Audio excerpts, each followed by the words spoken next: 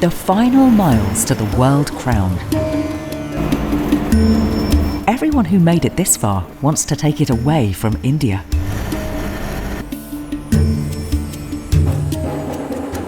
But the moment the tournament opens, the script goes off the rails.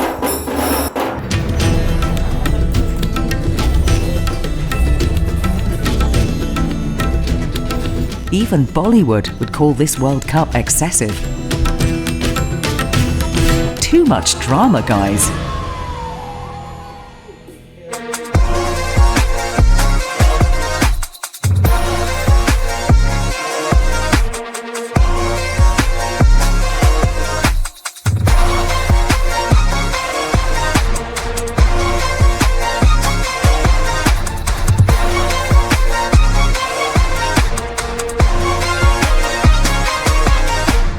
"2024. The chess world crowns a new king, the youngest in history. Long live Gukesh. But for how long? 8 players will earn the right to face him in 2026, the candidates. But how do you make the list? First seed, rating. Yet something's off in the chess kingdom. The world's #1, Magnus Carlsen, didn't lose the crown. He just refused to fight for it. Next in line, Hikaru Nakamura. He did what the system demanded. 40 classical games, wherever he could find them. Awkward maybe, but perfectly legal. He's in. Second seat, the feeder circuit. No drama, no shortcuts, sheer endurance. Fabiano Caruana qualified already in 2024, month after month of solid results. No noise, just numbers. Then came Samarkand, a showcase of young blood. The host, Abdusatorov, fell. Niemann fell. Others too. When the dust cleared, 2 names stood. Anish Giri, precise and reliable. Matthias Bluebaum, a silent assassin. Both earned their seats. And then, the World Cup in Goa. 206 players. 1 loss, you're out. Only 3 winners get a ticket to the candidates.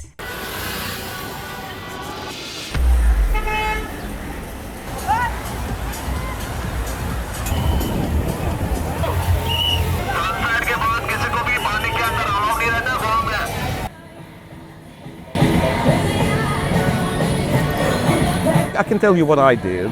A lot of coffee, a lot of water. So it's a unique tournament because at the closing ceremony, you only have 2 players, and one of them is visibly unhappy. It's the only event in chess where you have elimination. And normally, if you come to a chess tournament, you stay till the end unless you withdraw because of health reasons. Right here, you just get eliminated. Samarkand, I wouldn't say the most dominant.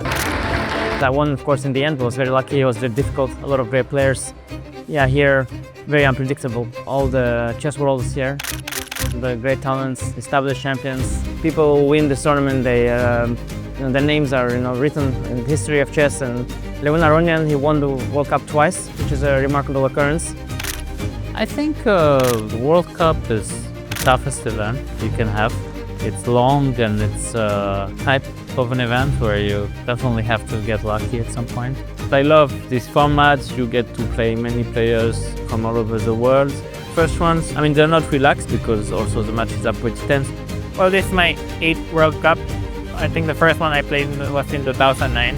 Well, this is my last chance because there are 8 spots for the candidates and 3 is from this tournament. You make one big blunder and your opponent spots it, then that's it for your chance.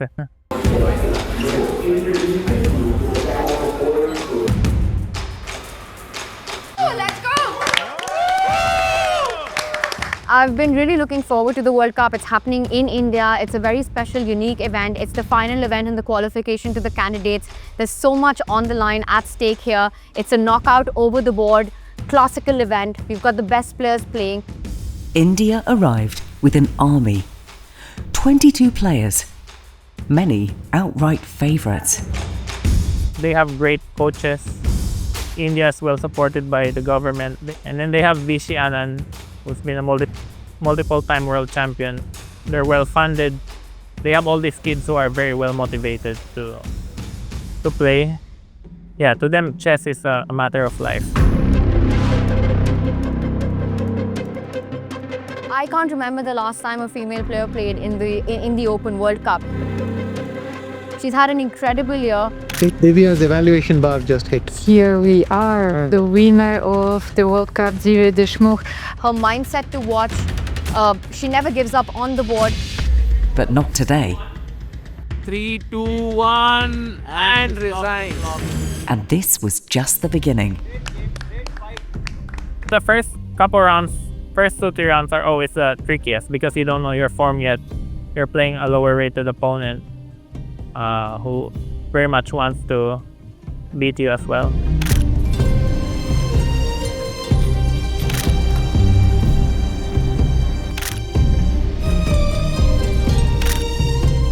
The first two opponents are the hardest because the first round I'll be playing someone who's like 25-50. It's very easy to underestimate. You think, oh, you gotta win comfortably, but then you relax and then stuff happens. But these things, you know, it's so subtle. We can talk about it all day. Then I'll make one blunder and it's all over. You don't know who's the dangerous ones in the World Cup. I mean, it's always a lottery. It was a one tournament. And he resigns. And here. One bad day means you out. Wow, what a silver Sheila graph.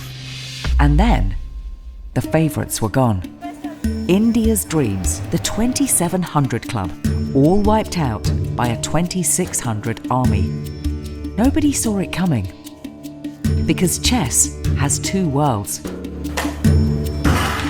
The super elite, a dozen players who rotate through the same closed, invite-only events, getting richer together.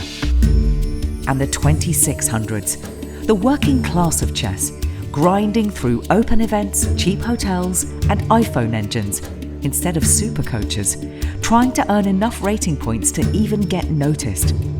In Goa, the World Cup put all the sharks in one aquarium. Chaos followed.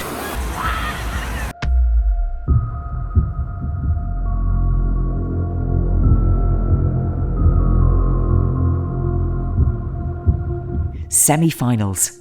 They began with the blunder of the year. Yasipenko, if he brought his rook away to A2, B2, apparently he was totally winning on the last move. But he's hung his rook! He's hung his rook! Oh my god! Andriy Yasipenko collapsed over the board, but didn't break. He pulled himself together and ripped the candidate's ticket out of Jakuboev's hands. Uzbekistan, though, still got its celebration. Sindarov, a 2700 player, still living kinda in the shadows, outplayed by an exhausted Yi in the tiebreaks.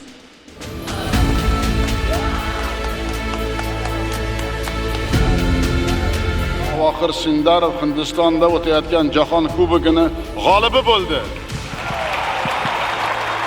A stadium back home roared. The president congratulated him live. For the first time, the winner of the World Cup was from Uzbekistan.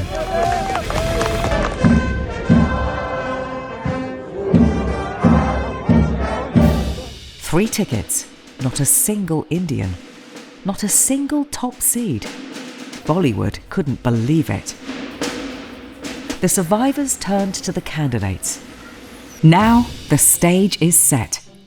Nakamura Caruana, Giri, Bluebaum, plus 3 survivors from Goa. And finally, the winner of 2025 FIDE circuit, a season-long grind that rewards consistency. By now, it's Prague who leads it. He is almost guaranteed the final spot. 8 contenders, 1 ticket to the throne room. March 2026, they fight for it. Autumn 2026, the winner faces Gukesh. One question remains. How long lives the king? In today's digital age, businesses require more than just an idea. To stand out from the crowd, you need a strong digital identity. Get your unique domain name, because IT is you. He held the world chess crown 5 times, then lost it to Magnus in 2013, only to return with an entire army of new Indian prodigies. So we asked Vishy Anand, does the title still bear the same weight, or has the crown changed more than those that wear it?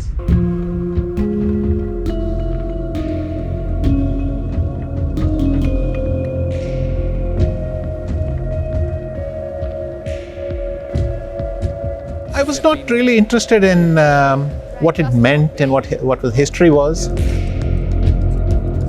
As a player, I was angry at my play. The Norwegian Camp is camp is cheering. going crazy. And we have a new world champion. I thought, well, I think this is not who I am. I think I'm better than this. But I should be able to prove myself. But first I had to recover from the defeat and the disappointment.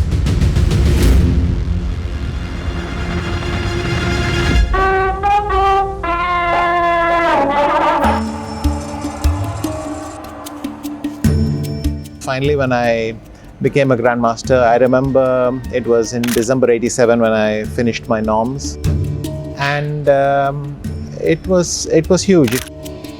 It was news all over the country, and many people heard of me back then. The number of grandmasters in the world was far fewer. I was the only one from India, and in the entire world it was a much lower number. So then you can imagine the importance of this title. Really had Kasparov worried. The World Championship took 13 years longer. I played my first title match against Kasparov, and this was 5 years later I became world champion for the first time, and that was also a milestone.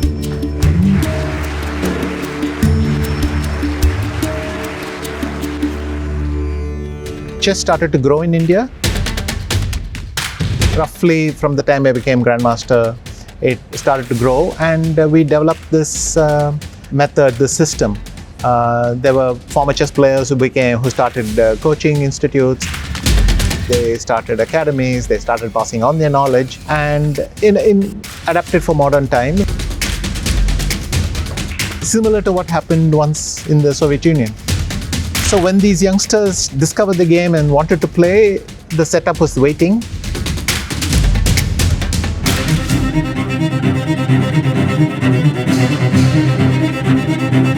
It was funny because I had kind of assumed that the game was going to be a draw. And so I was not really paying attention. I went to see my wife and son. We were all sitting around, and then suddenly message after message started to appear on my phone. The notifications went crazy. And I thought, there's only one thing which could explain so many notifications, but it was impossible. How do you lose that position? 2 seconds ago, I didn't think it was possible, and then suddenly you realize he's world champion. But I was very happy for him. Another Indian world champion at the age of 18, the youngest ever, because I'd been working with him for the last, at that point, 4 years in my academy. I felt a particular pride, and that he was from my city and state as well. People are happy that another Indian had become a world champion. I think, in a sense, it has retained its weight. Look at it this way. The younger generation, without exception, are very hungry for this title. It means a lot to them. If you take people like Pragnananda, in fact, most of the young Indians, though they're all big fans of the faster formats, they block time and they take classical chess very seriously, and they try their best in this cycle.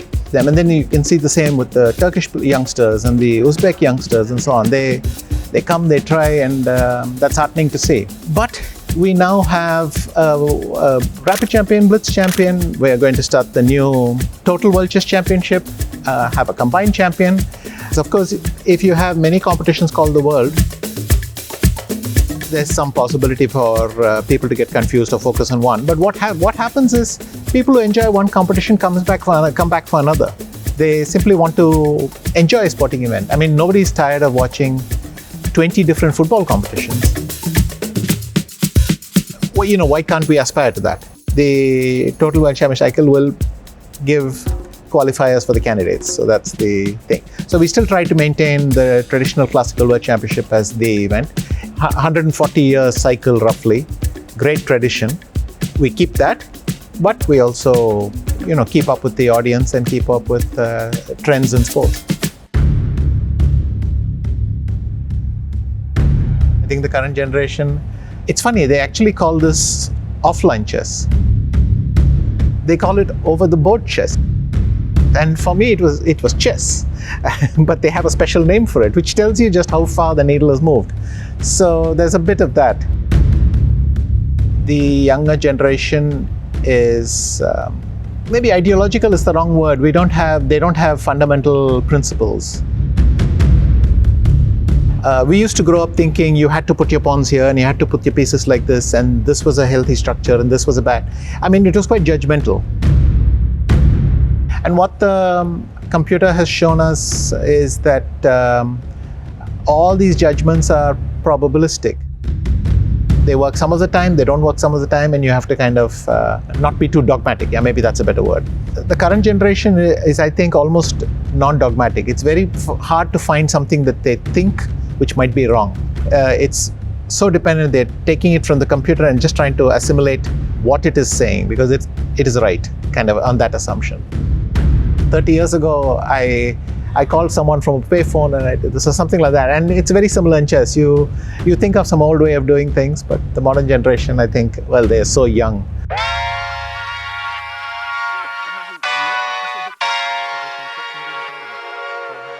It still fascinates me. Every day, even if I'm sitting in the car, I'm sitting somewhere, I'm doing something else, suddenly a chess position will come into my head and you think, or you see a puzzle and then you can't get it out of your head till you solve it, or you see a beautiful game and you think, but what if you had done that? That's part of me. It will not change probably in another 30 years also, but that's part of me. And that's it! Oh! Wow! Well, congrats to him, but it was good fun.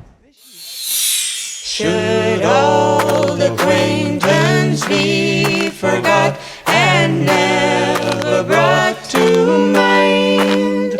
Should old acquaintance be forgot and days of old lang syne? Between Anand's reign and Gukesh's crown, chess in India exploded. Millions play daily. Some days, every third opponent online is from India. And yet, at the World Cup, on home soil, all 22 Indians fell. So how do you tell that story? We turned to Sagar Shah of ChessBase India. Hey, we were doing the live streaming in Mumbai. Gukesh knows it! Oh my God! He's becoming the world champion! When Ding made a blunder, we all kind of were stunned. We got up. What? Maybe we were crying, and I think it was one of the most beautiful moments for us. India has its second ever world champion. My name is Sagar Shah. I am an international master. I am the co-founder and CEO of ChessBase India, and I'm a chess player from Mumbai. I would like to tell you what chess has given me. We were very, very ambitious about our chess career.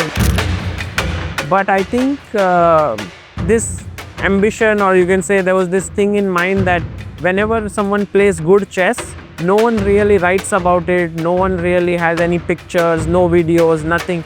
So we thought we can maybe try to fill this gap. So I think it's a big moment for Indian chess to have the World Cup here. People started to recognize there's Gukesh, there was Pranav. So all these youngsters started to come up during this phase of 2014 to 2017. The world champion Domaraju Gukesh taking on the world number 1 13-year-old Pragnananda takes on Hikaru Nakamura. A historic moment in Indian chess. Arjun Erigaisi has managed to cross 2800 ELO. I saw Gukesh's journey from a very young age, when he was perhaps 9 or 10 years old. Brain game. Prag and Gukesh. So to see it like step by step, becoming an IM, then GM, then 2600, then 2700, and all of this getting into the candidates, winning the candidates. So then from here to here, you saw the entire journey, and I think that is what made it very emotional. The 5-time world champion, let's give it up for the one. I think when you like something, you just kind of keep doing it. Like today morning, I woke up and I did, I think I woke up around 5 o'clock, and then I work till I feel like working. If I'm tired, I will go to sleep. So I just don't know which day of the week it is. I don't really care what is happening. I just enjoy what I'm doing a lot. The chess players are my friends. My wife is my partner. The main aim is to build the ecosystem of chess, not ChessBase India. There's a small difference. Like if you are building a company, you will make decisions which are slightly different if you are building an ecosystem. Building an ecosystem requires you to partner with people, to work together, to cooperate, to make sure everyone grows together. We were focusing on Divya's game yesterday. She lost. Today, she is in a must-win situation. I think that's going to be a very key game. What I realized is commentating for me is just chess that I love, plus kind of emotions that are there. So there's a lot more emotions that are flowing. The stakes go higher, the pressure goes higher, and for us that means more fun, more enjoyment, more intensity. And when it comes to interviewing players when they lose or something, because we played chess as well, I've gone through this thing where we have lost. So I can actually understand the pain that is there. You know, for a chess player, when they lose, it's like their entire world starts to sort of crash around them, you know. 3, 2, 1, and resigns. That's it. One mistake, one off day, and you can see a heavy favorite out of the tournament. Some could say that it's not the most unbiased commentary, you know. Here it's very clear that we have Indian players whom we are rooting for. But there's one thing that I always try to do is I try to be respectful to all players. So for example, Divya, she is like a big star in India and she came to play the World Cup. She was the only female player. Everyone was rooting for her. The lovely Divya Deshmukh. He makes us so proud. But we could clearly see that Stamatis, her opponent, played really well. Yes, would love that if an Indian wins. Hello, I'm Gukesh. I'm a World Cup winner. But if someone else wins, we love chess as well.